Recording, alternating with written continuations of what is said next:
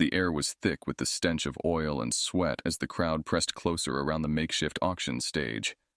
Harsh lights glared down on a figure too small to be among such a rough assembly. Kira, her four violet eyes wide with a mix of fear and defiance, stood silently as the auctioneer's voice boomed over the loudspeaker. Next lot, a rare find from the outer sectors, young, trainable, perfect for any task. Thomas Reed, a middle-aged human with a weather-beaten face, pushed his way to the front of the crowd. His eyes fixed on Kira, not with the calculating gaze of a buyer, but with the concerned frown of a father. He had seen too much of the galaxy's dark underbelly to remain indifferent. Beside him, his old friend and co-pilot Marco leaned in and muttered, "What are you going to do, Tom? This isn't our fight." Thomas didn't look away from Kira. "It is now," he said quietly, his decision made in the space of a heartbeat. He raised his hand, signaling a bid. The crowd murmured, surprised at the human's involvement.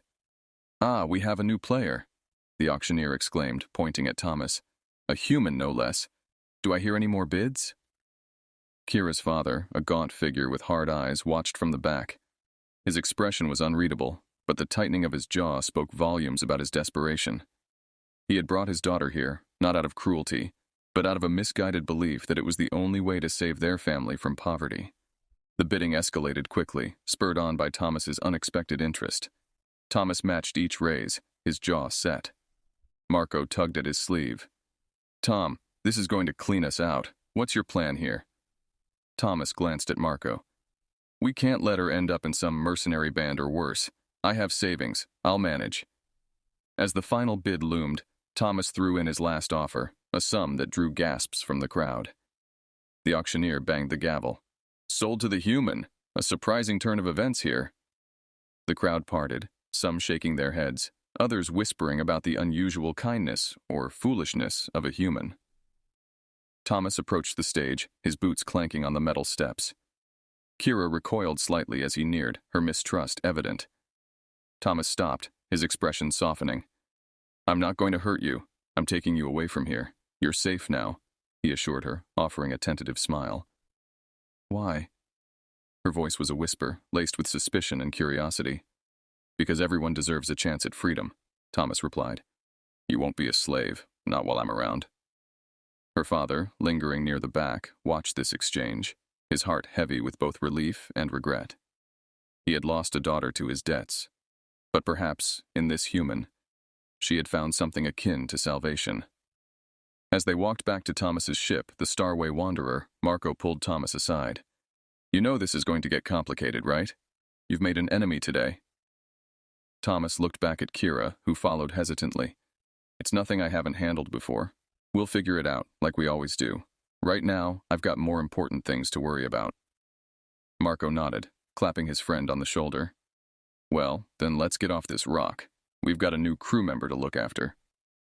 Together, the unlikely trio made their way through the bustling spaceport, each step taking them further from the chaos of the auction and closer to the uncertain freedom of the stars. As the doors of the Starway Wanderer slid closed with a hiss, Kira looked around, her senses overwhelmed by the unfamiliar environment. The interior of the ship was a stark contrast to the grimy auction block, a well-kept space filled with blinking consoles and softly glowing lights. Thomas led the way through the narrow corridors, explaining as they walked, "This is your home now, at least for a while. You'll have your own quarters, and you're free to move around the ship. Just steer clear of the engine room when I'm working on it. Safety first." Kira nodded, her expression still guarded but her curiosity piqued.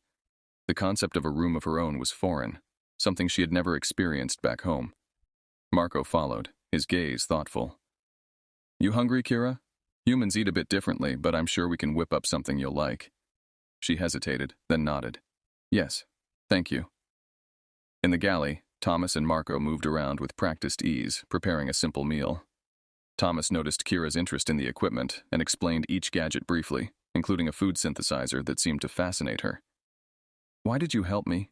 Kira asked, turning to Thomas as they sat down to eat. The question had been burning inside her since her freedom was bought by this stranger.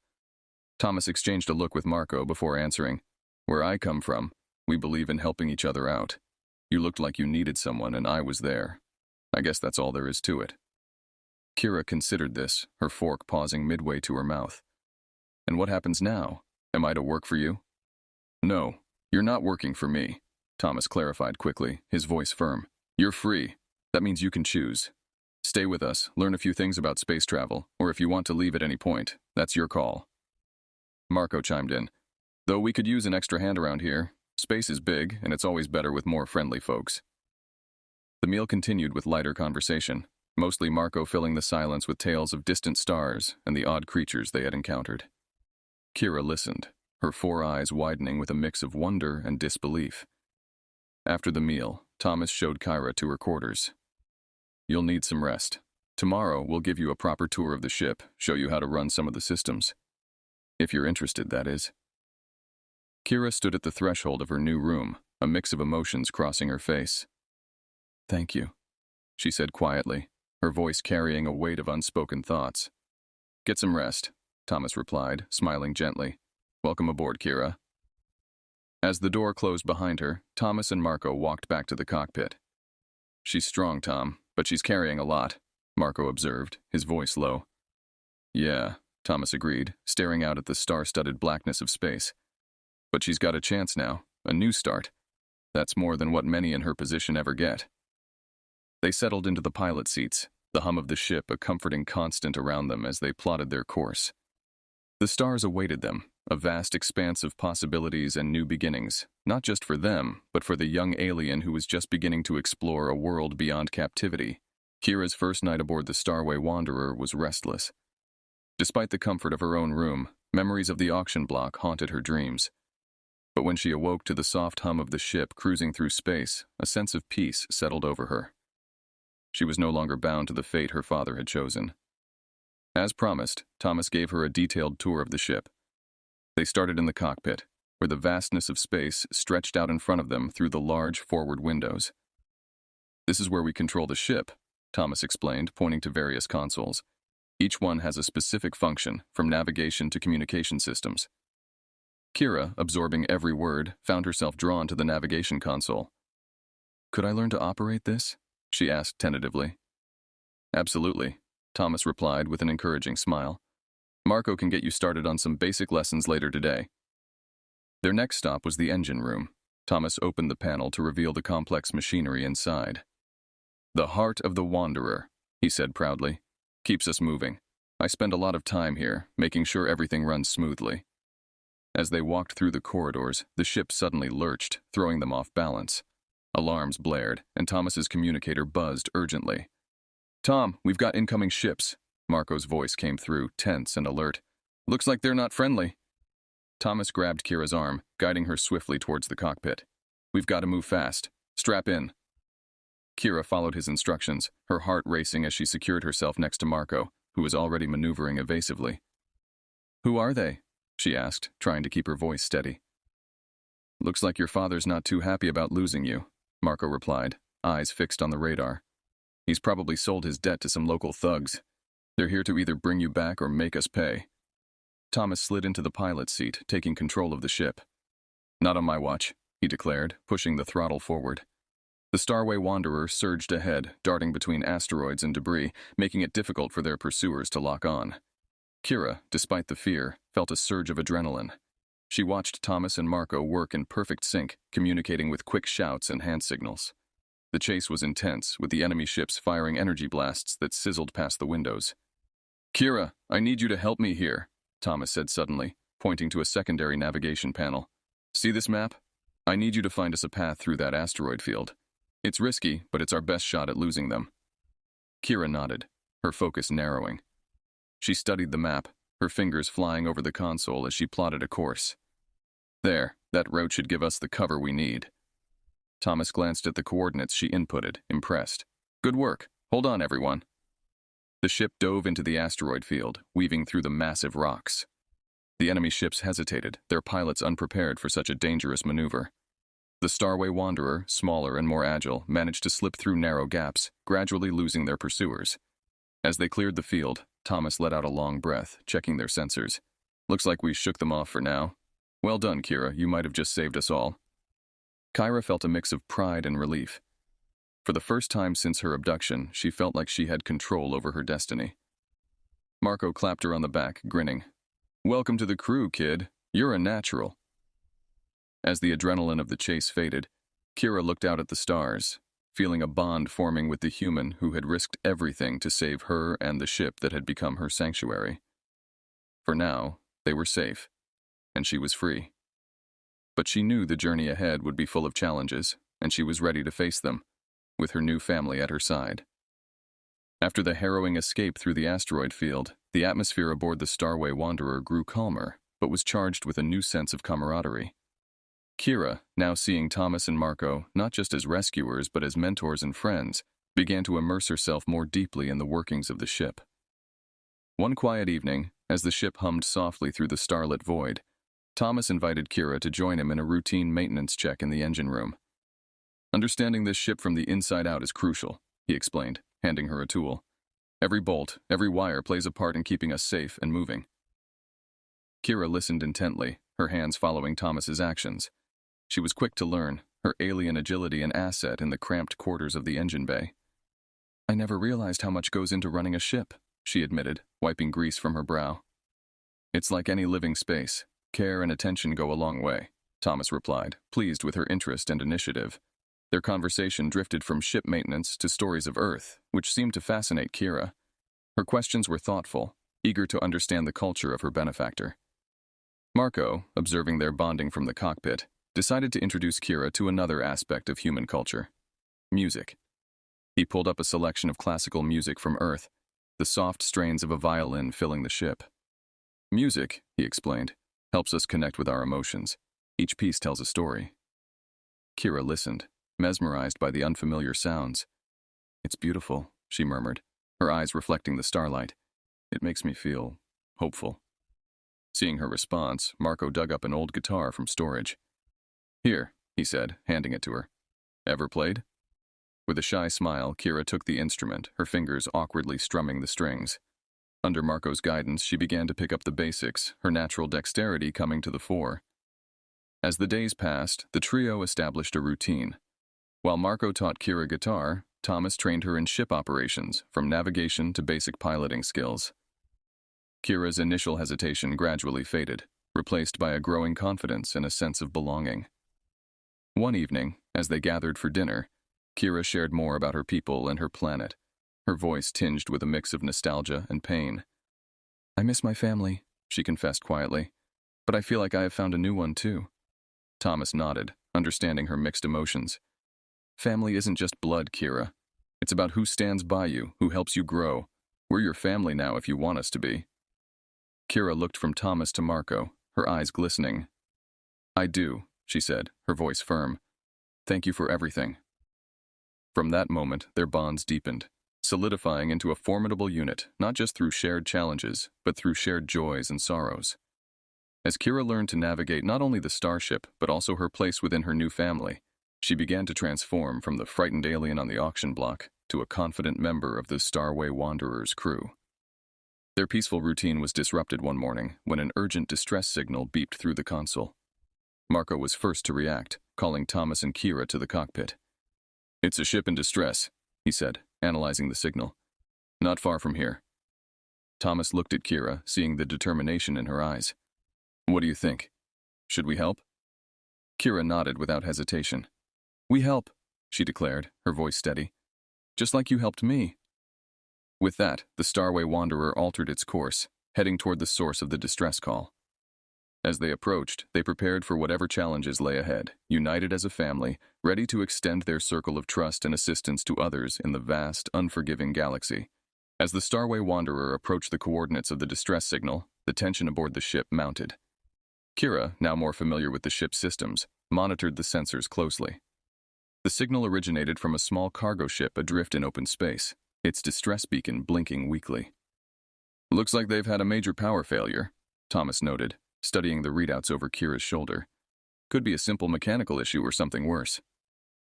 Marco kept his eyes on the surrounding space, wary of any potential ambush. "Let's not take any chances. We'll approach with shields up and scanners on full alert." As they drew closer, a visual of the cargo ship appeared on the main screen, its hull scarred and pitted, evidence of a recent skirmish. Thomas initiated communication, his voice calm and authoritative. This is Captain Thomas Reed of the Starway Wanderer, responding to your distress call. Do you require assistance? After a brief silence, a crackling voice responded. Yes, please. We've been attacked by pirates and barely got away. Our power grid is shot. We need repairs to make it to the nearest port. Thomas glanced at Kira and Marco, nodding slightly. We're coming aboard. Keep your communications open. With Marco piloting, they maneuvered alongside the crippled ship, extending a docking tube. Thomas and Kira suited up and entered the airlock, ready to face whatever awaited them. Upon boarding, they were met by the cargo ship's crew, 3 weary-looking aliens who immediately expressed their gratitude. Thomas quickly assessed the damage and set to work on the power grid, while Kira helped by translating their host's technical language, which she surprisingly understood. As repairs progressed, Kira's conversation with one of the crew members took a sudden, chilling turn. The alien, a tall, thin creature with luminescent skin, hesitated before speaking in hushed tones. You should be careful. There's a warlord in this sector. He's been hunting for something, or someone. Rumor has it, he seeks a navigator from the outer sectors. Kira froze, a cold dread settling in her stomach. Why a navigator? She asked, trying to keep her voice steady. He believes a navigator from the outer sectors will lead him to a legendary lost city filled with unimaginable riches, the alien murmured, glancing around nervously.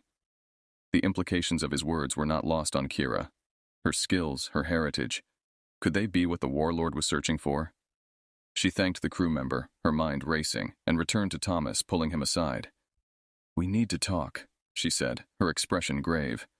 There's more going on here than just a pirate attack. Back on the Starway Wanderer, Kira shared what she had learned. Thomas listened intently, his brow furrowed in concern. This warlord could be a real problem if he's as dangerous as they say. And if he's after you, Marco cut in, then we need a plan. We can't just run. We've seen how that goes. Maybe it's time to think about how we can confront this threat head-on. Thomas agreed, his mind already turning over strategies. We'll need allies, and more information. First, let's get you 2 more training on the ship's defenses. If this warlord shows up, we'll be ready. The next days were filled with preparations. Kira, despite the looming threat, found solace in the work, her resolve strengthening. She wasn't just a passenger or a crew member now. She was a defender of her new home and family. As they set a course towards a nearby space station to gather more information and possibly recruit allies, the mood on the Starway Wanderer was one of grim determination. They were no longer just fugitives or rescuers. They were a unit, a family, prepared to face whatever the galaxy threw at them. And for Kira, the stakes had never been higher. The Starway Wanderer approached Uron, a remote outpost known for its rugged terrain and a small community of miners and traders. Thomas hoped to gather intelligence and perhaps forge alliances here. The looming threat of the warlord made every moment critical. As they docked at the station, Thomas, Marco, and Kira split up to maximize their efforts. Kira headed straight for the navigation center, a hub buzzing with travelers and information. Her intent was to learn more about the warlord's movements and possible motivations. Meanwhile, Thomas ventured into the heart of the mining community.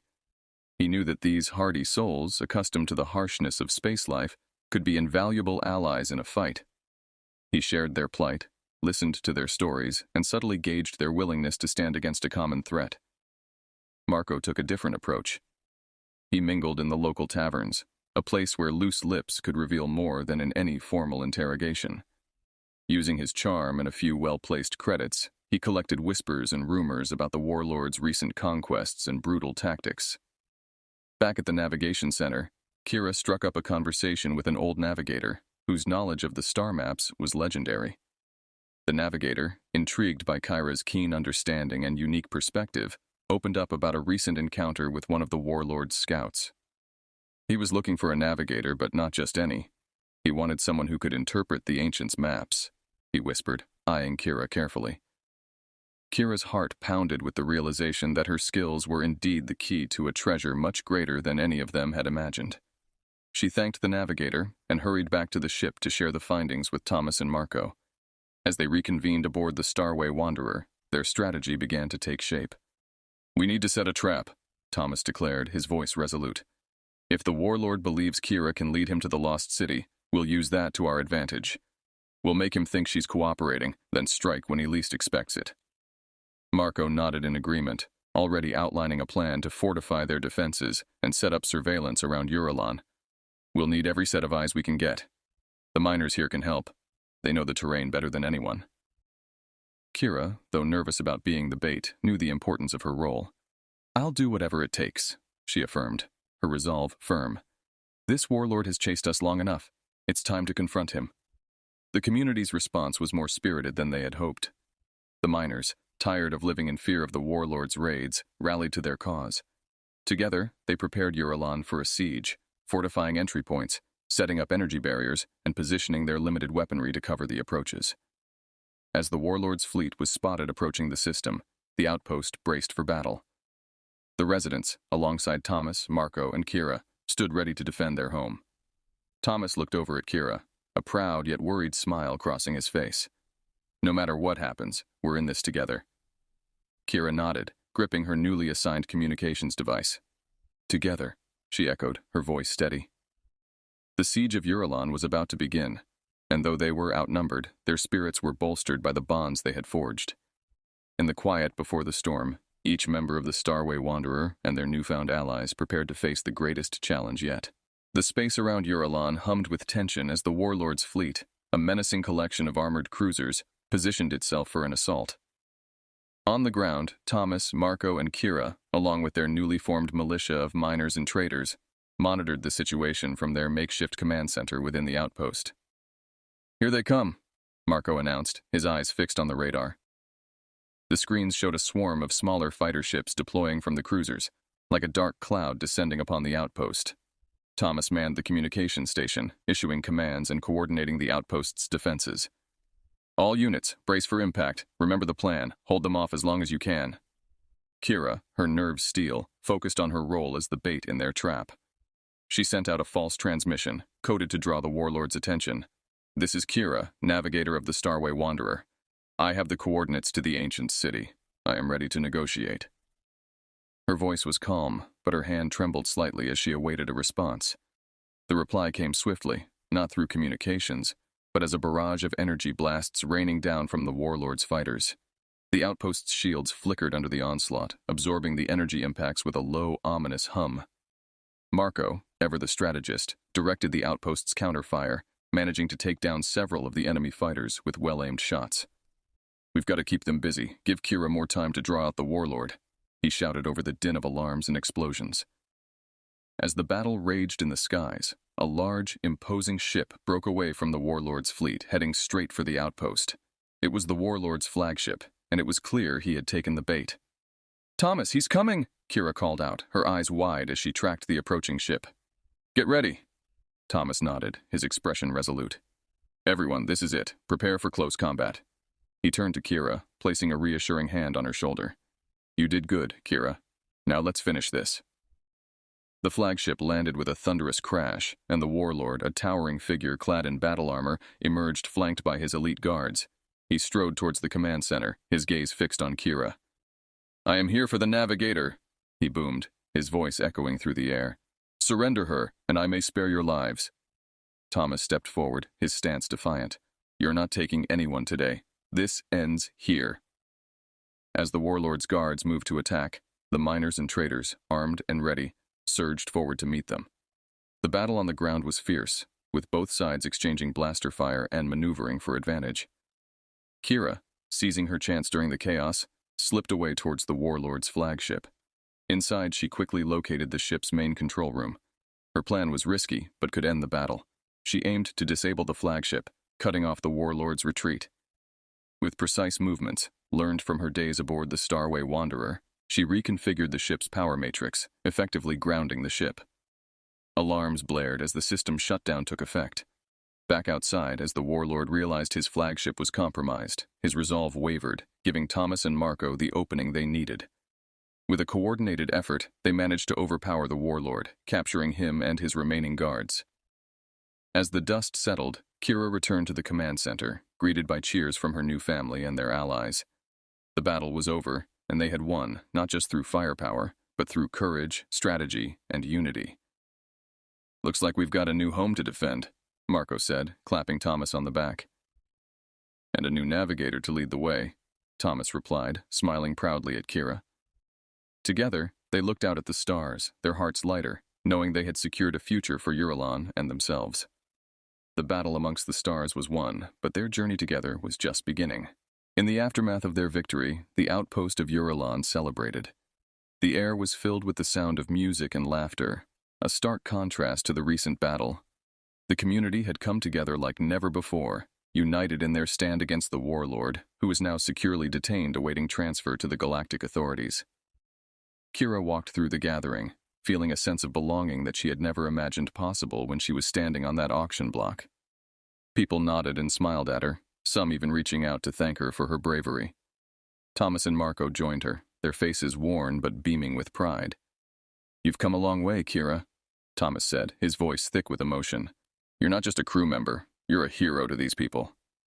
Marco laughed, slinging an arm around her shoulders. "And a pretty good tactician, too. Those moves with the warlord's flagship? Brilliant." Kira smiled, her eyes shimmering with unshed tears. "I couldn't have done it without you two. You're my family now. This," she gestured around at the bustling crowd, "this feels like home." As the celebration continued, a small shuttle landed near the command center. Kira's father stepped out, escorted by galactic authorities. His eyes searched the crowd until they landed on Kira. His expression was a complex mix of regret, relief, and sorrow. Kira approached him, her feelings conflicting but clear. "Father," she greeted, her voice steady. "I'm sorry, Kira, I never should have." His voice cracked, the weight of his mistakes pressing down on him. "I know," Kira interrupted, her tone gentle but firm. "You did what you thought you had to, but I found my path, thanks to Thomas and Marco." She turned to include her new family in the conversation. Thomas stepped forward, offering his hand. "She's safe with us, and she's free because she chooses to be with us." Kira's father took Thomas's hand, a silent thank you passing between them. He looked at his daughter, now standing tall and confident. "Take care of her," he said before turning to leave, his part in her life concluded, at least for now. With her past reconciled, Kira faced her future with a newfound confidence. The outpost would need rebuilding and strengthening, and she was just the person to lead that charge, with Thomas and Marco by her side. In the days that followed, Kira took on more responsibilities, helping to organize the outpost's defenses and infrastructure. Her unique skills as a navigator and her growing leadership abilities made her an invaluable member of the community. One evening, as the three of them sat watching Uron's twin suns set on the horizon, Thomas spoke. "You know, Kira, this place could use someone like you leading it. What do you think?" Kira looked out at the outpost, her heart swelling with purpose. "I think this is where I'm meant to be, but only if you two are with me. We started this together, and I can't imagine doing it without you." Marco chuckled. "Try getting rid of us. You're stuck with us now." The trio shared a laugh, the sound mingling with the evening breeze. They had found something rare and precious, a family forged not by blood but by shared struggles and triumphs. As the stars began to twinkle in the night sky, Kira felt a profound peace. She had not only found freedom, but had also given it to those around her. Together with Thomas and Marco, she was ready to face whatever challenges lay ahead, secure in the knowledge that no matter what the galaxy threw at them, they would face it together. The future was uncertain, but it was theirs to shape. In the embrace of her new freedom and family, Kira knew that this was only the beginning of their adventures together.